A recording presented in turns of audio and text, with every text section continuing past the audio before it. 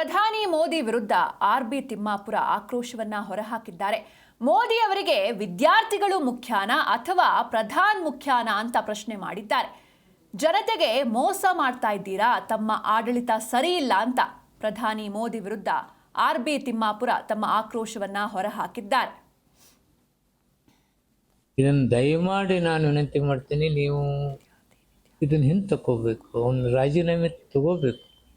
ಕಾರಣ ಇಷ್ಟೇ, ನೀವು ತಪ್ಪಾಗಿದೆ ಅಂತೇಳಿ ಒಪ್ಕೊಳ್ಳೋದಾದರೆ ಅವನಿಗೆ ಯಾಕೆ ರಾಜೀನಾಮೆ ಕೇಳ್ತಾಯಿಲ್ಲ?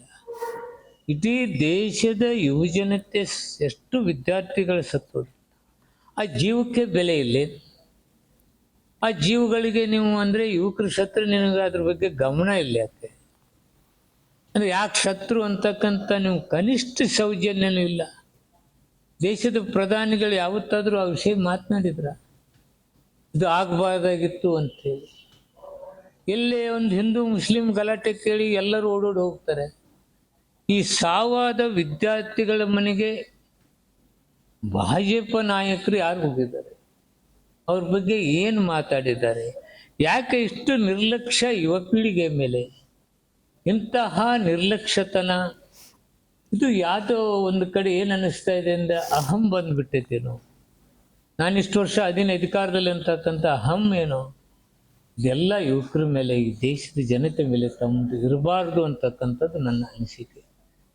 ನನ್ನ ಕೇಳಿದರೆ ನೀವು ಯುವಕರ ಪಡೆ ಮುಖ್ಯನ ಧರ್ಮೇಂದ್ರ ಮುಖ್ಯನ ನೀವು ಯೋಚನೆ ಮಾಡಬೇಕು ಅನ್ನತಕ್ಕಂಥ. ಯುವಕರಿಗೆ ಒಂದು ಉದ್ಯೋಗ ಕೊಡ್ತಕ್ಕಂಥ ವಿಚಾರ ನಮ್ಮ ಪ್ರಧಾನಮಂತ್ರಿಗಳಿಗಿಲ್ಲ.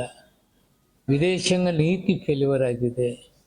ಇವನ್ನೆಲ್ಲ ಮುಚ್ಚಿ ಹಾಕೋದ್ರ ಜೊತೆಗೆ ಇಂತಹ ಕೆಟ್ಟ ಕೃತ್ಯಕ್ಕೆ ಸಪೋರ್ಟ್ ಮಾಡ್ತಕ್ಕಂಥ ಪ್ರಧಾನಿಗಳು, ಇದನ್ನು ದಯಮಾಡಿ ನಾನು ವಿನಂತಿ ಮಾಡ್ತೀನಿ, ನೀವು ಇದನ್ನು ಹಿಂದೆ ತಗೋಬೇಕು, ಅವನು ರಾಜೀನಾಮೆ ತಗೋಬೇಕು. ಕಾರಣ ಇಷ್ಟೇ, ನೀವು ತಪ್ಪಾಗಿದೆ ಅಂತೇಳಿ ಒಪ್ಕೊಳ್ಳೋದಾದರೆ ಅವನಿಗೆ ಯಾಕೆ ರಾಜೀನಾಮೆ ಕೇಳ್ತಾಯಿಲ್ಲ? ಇಡೀ ದೇಶದ ಯುವಜನತೆ ಎಷ್ಟು ವಿದ್ಯಾರ್ಥಿಗಳು ಸತ್ತೋದು, ಆ ಜೀವಕ್ಕೆ ಬೆಲೆ ಇಲ್ಲ. ಆ ಜೀವಗಳಿಗೆ ನೀವು ಅಂದರೆ ಯುವಕರು ಸತ್ರು ನಿನಗೆ ಅದ್ರ ಬಗ್ಗೆ ಗಮನ ಇಲ್ಲ. ಯಾಕೆ ಅಂದರೆ ಯಾಕೆ ಶತ್ರು ಅಂತಕ್ಕಂಥ ನೀವು ಕನಿಷ್ಠ ಸೌಜನ್ಯನೂ ಇಲ್ಲ. ದೇಶದ ಪ್ರಧಾನಿಗಳು ಯಾವತ್ತಾದರೂ ಆ ವಿಷಯ